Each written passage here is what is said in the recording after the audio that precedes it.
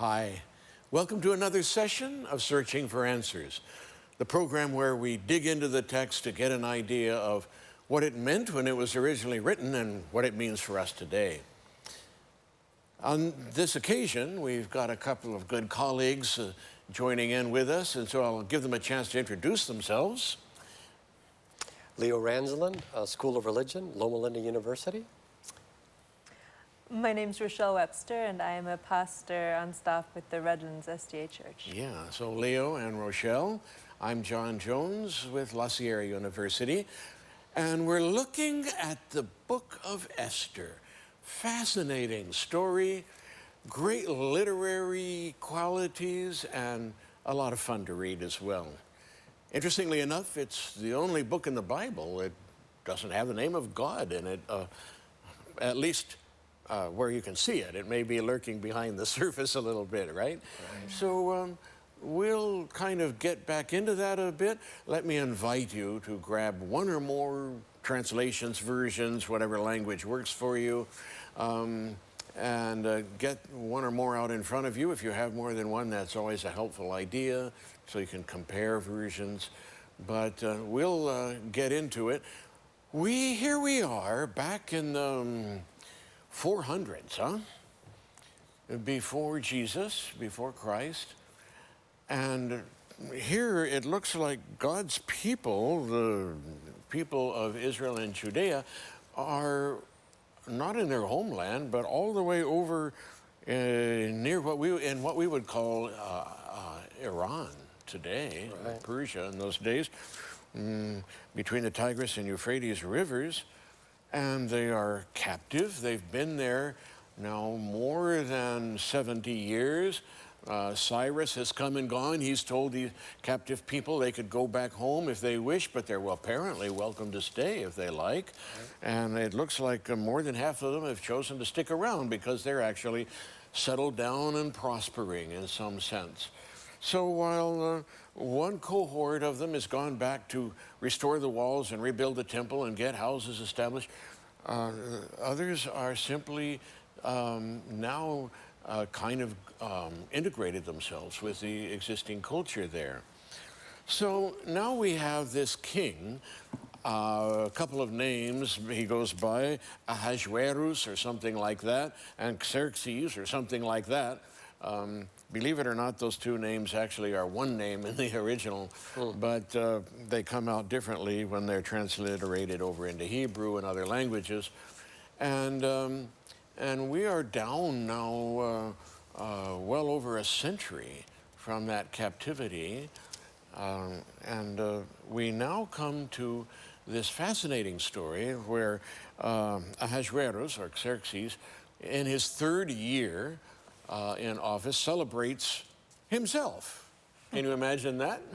And he's got all of these little principalities and satrapies with governors or deputies over them.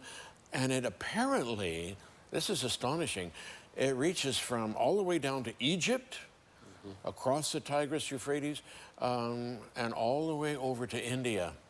This is a big chunk of the then known world, isn't it? Right.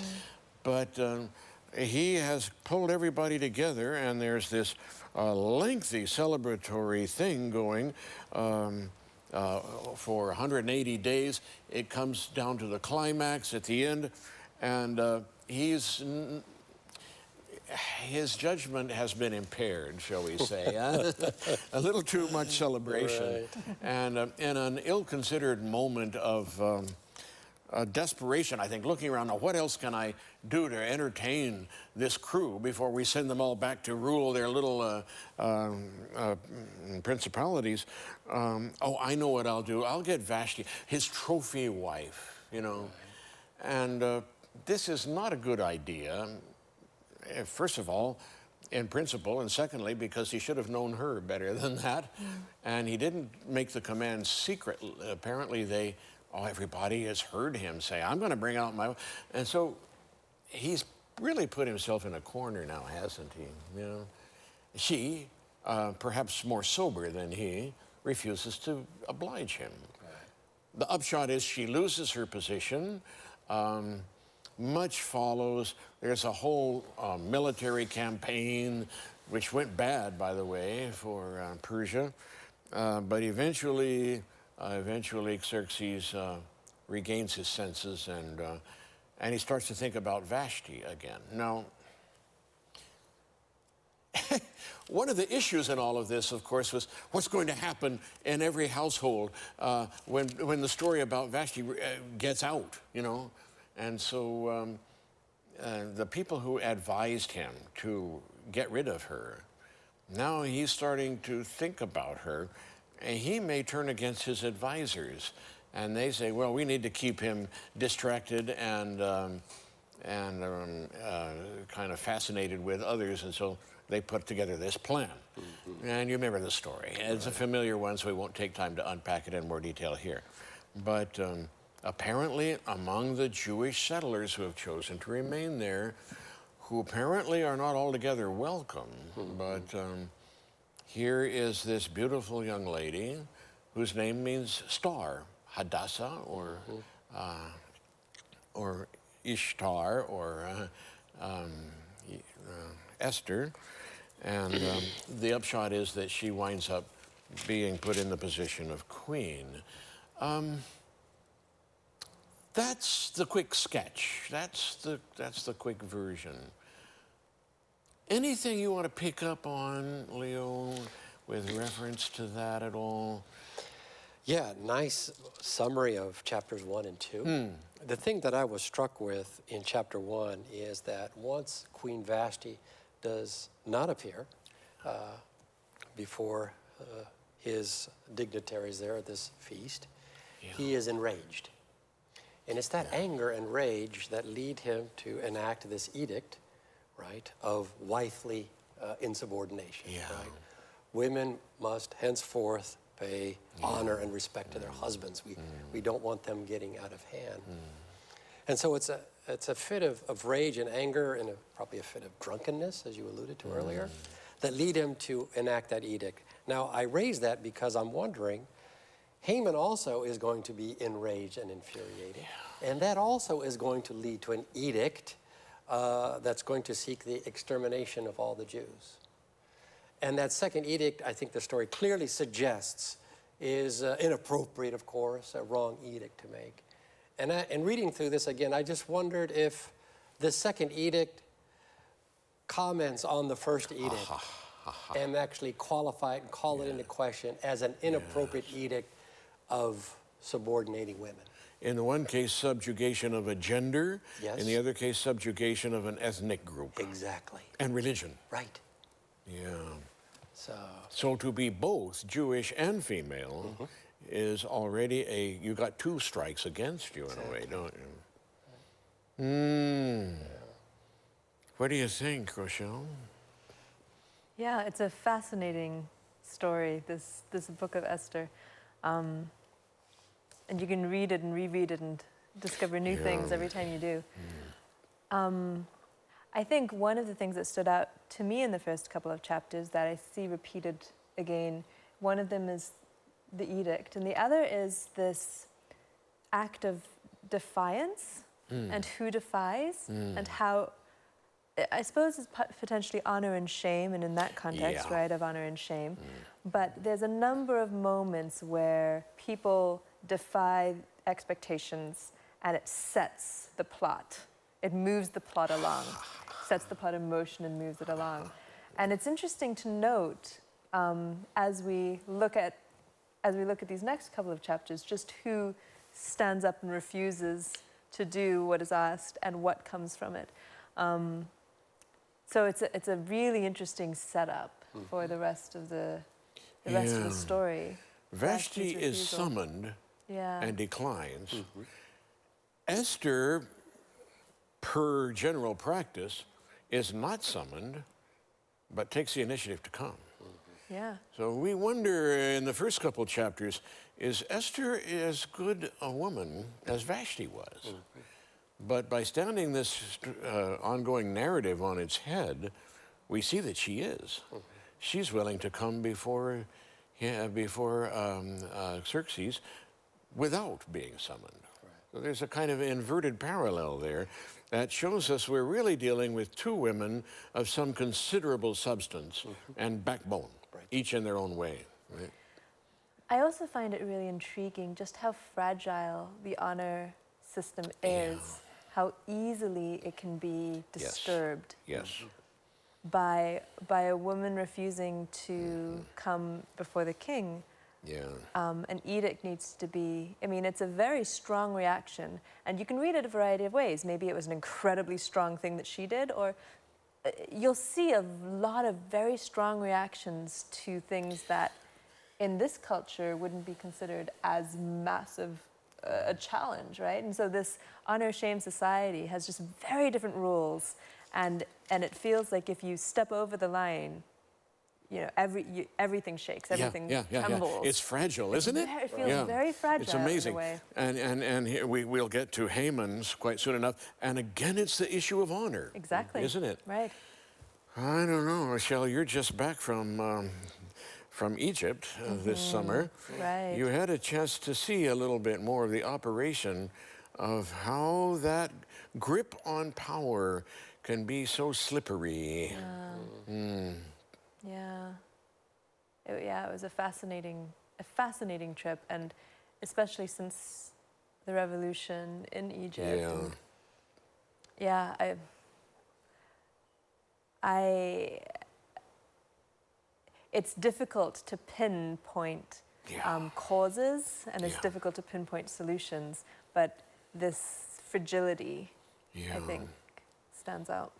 In some ways, that old story about the emperor's clothes brings that home, doesn't it, in some way? Yeah. Leo, what do you think? One other point that I'd like to draw before we get to chapter 3 is it's an act of disobedience, right, to a command of the king that leads to these edicts, right? Yeah. So Vashti's act of disobedience, no, I'm not coming to be your eye candy to your colleagues. And Mordecai's act of disobedience, no, I am not going to bow down and follow through the king's command. Both acts of disobedience against king's orders lead to all kinds of problems.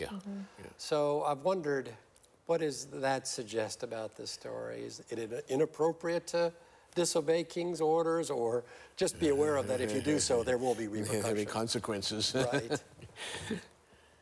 You know, it will become clear as we go on through this that we've got many different population groups. We're told already about how each leader and governor of each little province has his own language, his own cultural setup and conditions, has his own preferences in wine. We're told that at the feast everyone has and so there's a kind of a diversity that's knit together through some kind of a unity under the power of this ruler.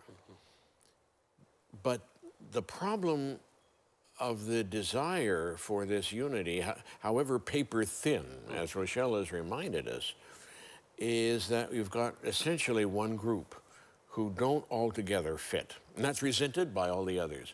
So you've got essentially two people groups, one made up of many different categories and ethnicities and languages, and you've got the Jews. And there's difficulty between them already. So that Haman knows that given the opportunity, the whole countryside is going to rise up against these misfits who just march to the beat of a different drum somehow. Now that rift cannot be resolved between the people, among the people at their level. It has to be referred up. It's not resolved by Haman. Eventually, it goes to Ahasuerus, and ultimately, even he has trouble resolving it. Ultimately, the bottom resolution, or the topmost resolution, if you please, is the one who is not named here. It is God. So the story is told as if it were from the underside, as we humans see. It just looks like circumstantial happenings. But I think that's deliberate, so that we will raise for ourselves the question of the master hand that is even above Ahasuerus. And it can only be resolved finally on that topmost part of the pinnacle, of the ancient ziggurats, if you would please, that go up to the narrow top point. That's God. And the story is structured on that level in an interesting, fascinating way, isn't it? So here we go. Yeah. Your comments allude to this passage in chapter 3 that the Jews are scattered and separated, right? Yeah. That they tend not to assimilate with the culture. Yeah. And I think that motif is clearly there. And Haman gets the attention of the king with those notions and sketch of the Jews. And yet what I find so ironic is if you look at Esther, the degree of assimilation that she made to Persian culture was quite remarkable. Yeah, she's really the bridging figure, isn't she? Right. Yeah. So you've got two sketches of how to respond to culture here. Yeah. The one that Haman sketches of the Jews, the typical one that you see. But then you look at what Esther has done, right? Yeah. To rise to be queen. And it's just remarkable the degree of acculturation and assimilation to Persian life. Yeah. You got to wonder if she did not suppose from the beginning that I can handle this. I can thread this needle. I can. If I keep my ethnicity under wraps, I can negotiate this situation. Right. She's wrong. She can't. When it comes down not merely to a question of her own survival, but that of her people, now she has to decide. And she has to reveal ultimately who she really is and what the implications are. Because Haman is angry not only at Mordecai as a person, but as a Jew. Right. And so now the fat's in the fire, isn't it, so to speak? Yeah. So this is 12 years down. A lot has happened in Ahasuerus' life, but this pot has been boiling in the background all this time, it looks like. So, Rochelle, pick this story up for us, if you will, then, in chapter 3. You want to take us down through what in my Bible is the first paragraph of 3, that's verses 1 to 6. This happens to be the Revised Standard Version. Want to tell us which version you're using? Sure, I'm using the New King James Version. Good, okay. So Esther 3, 1 through 6. Yeah. After these things, King Ahasuerus promoted Haman, the son of Hammedatha the Agagite, and advanced him and set his seat above all the princes who were with him. And all the king's servants who were within the king's gate bowed and paid homage to Haman, for so the king had commanded concerning him. But Mordecai would not bow and pay homage. Then the king's servants who were within the king's gate said to Mordecai, "Why do you transgress the king's command?" Now it happened when they spoke to him daily and he would not listen to them, that they told it to Haman to see whether Mordecai's words would stand, for Mordecai had told them that he was a Jew. When Haman saw that Mordecai did not bow or pay homage to him, Haman was filled with wrath. But he disdained to lay hands on Mordecai alone, for they had told him of the people of Mordecai. Instead, Haman sought to destroy all the Jews who were throughout the whole kingdom, the people of Mordecai. Uh-oh. Yeah. Now, everybody's been put in place here in chapters 1 and 2, right? Now the gears begin to grind of this narrative unfolding, don't they? Right. So here we go. What jumps out at you, Rochelle, as you look at this so far? This is just a piece. We're barely getting into it, but anything strike you? A couple of things that we've mentioned before in terms of the disobedience of Mordecai setting the plot in motion. But a couple of things that we haven't yet mentioned, one of which is this connection between an individual and their people. Yeah. And I think it plays a really important role. You did kind of touch on it when you spoke about Esther having to decide whether she can, assimilate as an individual into the society, or whether she is connected in deep ways to her community of origin, and what that looks like, and what's standing up to be the people, these people, what that entails, and how important it is. And I think another interesting introduction is of Haman as the son of, or an Agagite, or the son of Agag, Yeah. which is an interesting reference back to the enemies of Israel. This has roots, doesn't It it? has deep roots.